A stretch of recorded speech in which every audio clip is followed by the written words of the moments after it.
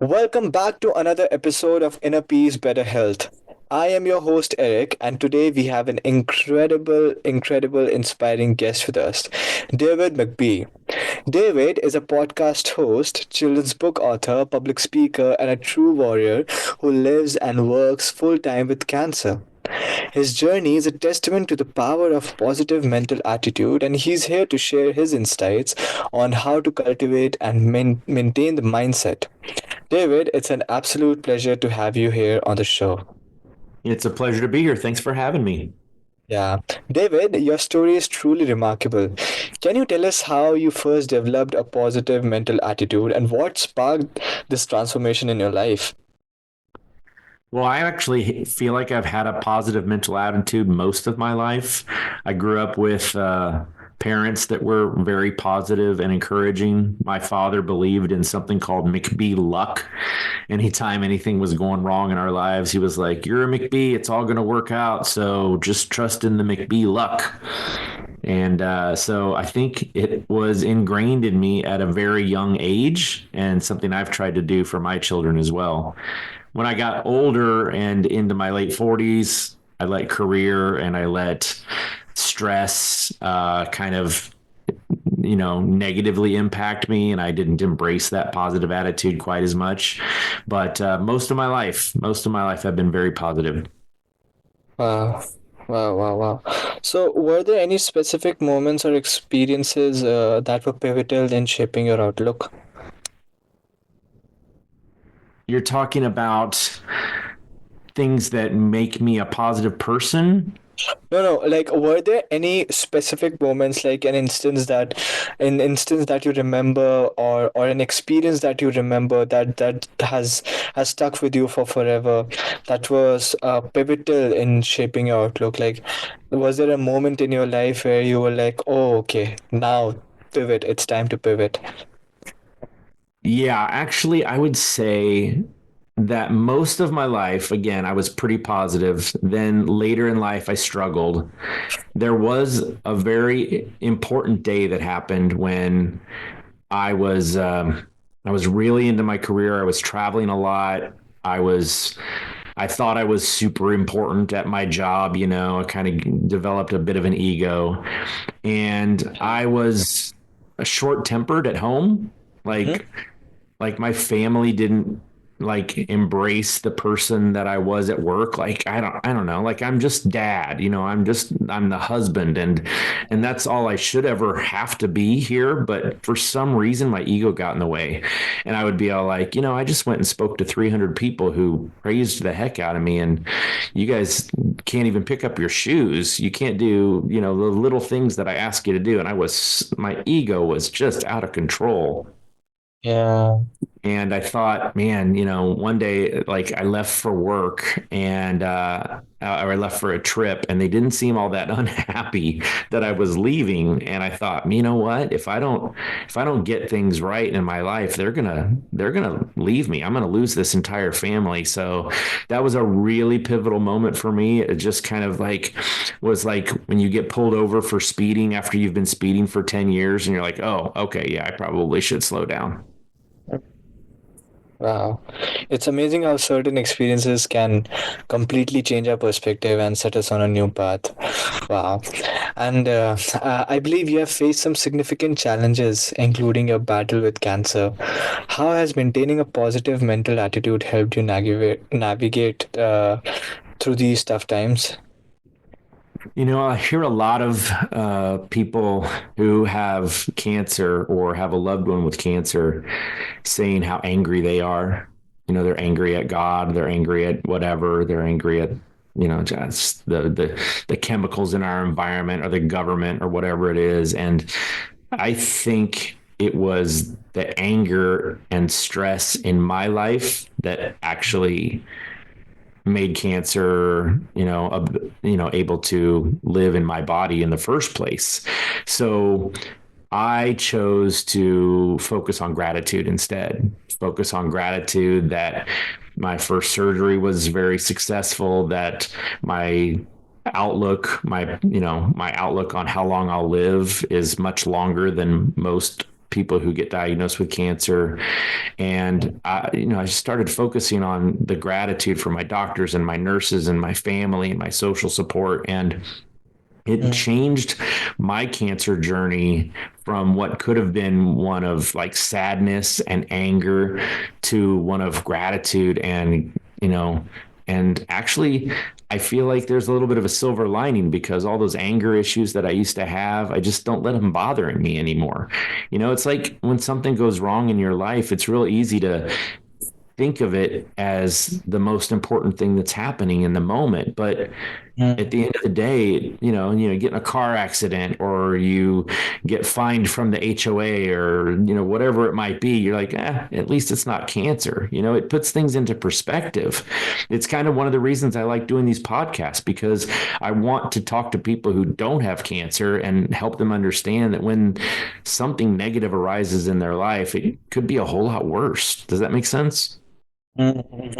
I know, I know, I know. Oh, yeah, wow. And what advice would you give to someone who is struggling to stay positive in the face of adversity?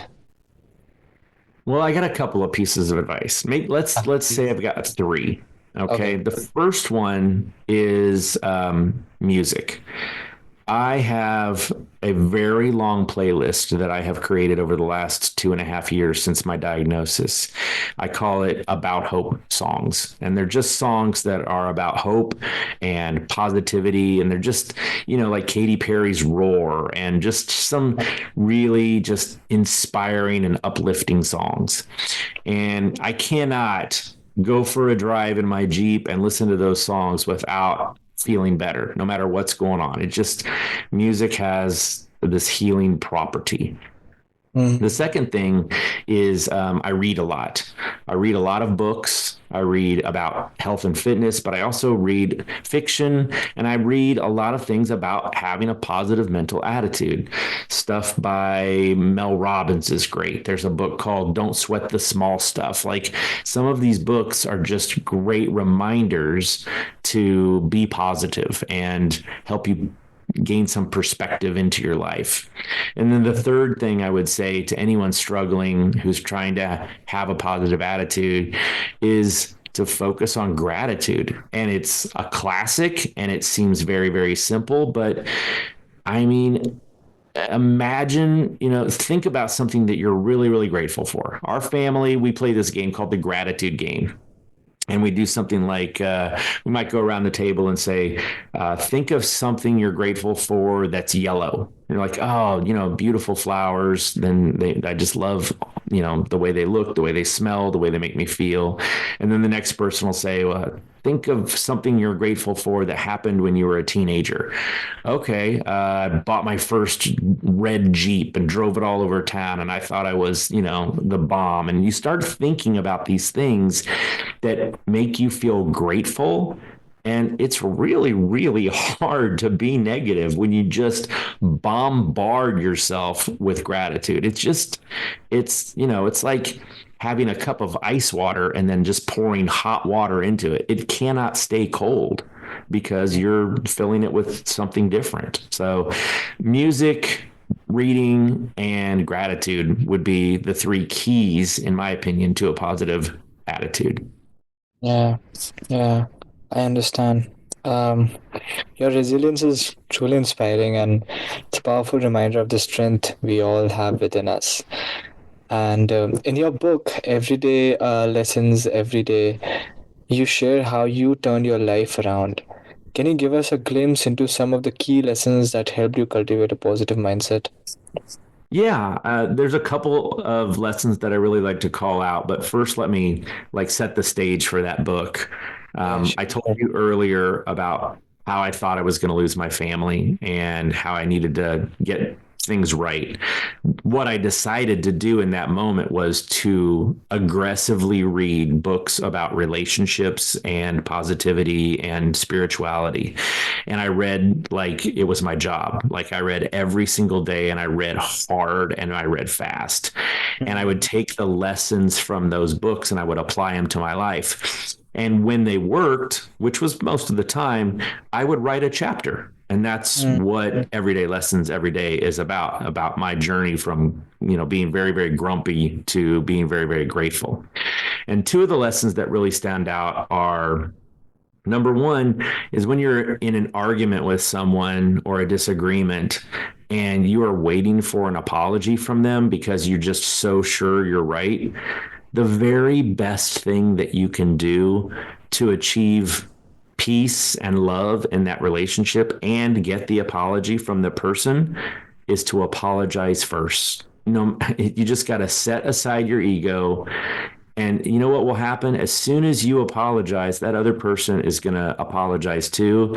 And it's going to get you back to a place of love, a place of understanding. And so just don't sit around, waiting for an apology from someone whenever there's a disagreement. That was one of the very, very powerful lessons.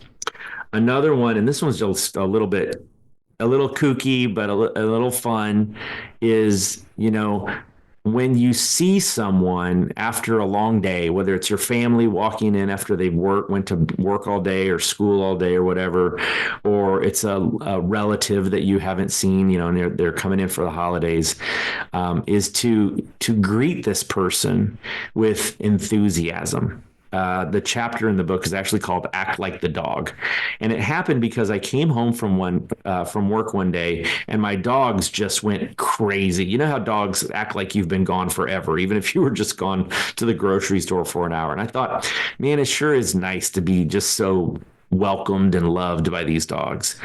And I said to myself, I'm going to do that to my family as they come home today. I work from home. So little by little, they would walk in from school and work, and I would like jump up from my desk, run up and hug them. And I was wagging my butt like a dog.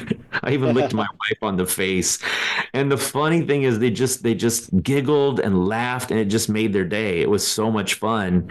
And every once in a while, I will remember that lesson, and I will act like the dog and greet my family when they come home. And that's just two of the many lessons I learned during that process.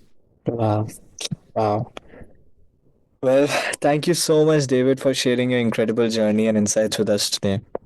Your story is really powerful reminder of the impact a positive mental attitude can have on our lives.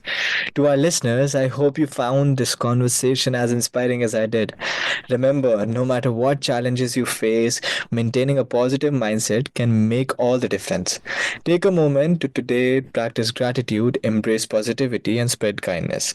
Until next time, stay positive and be well.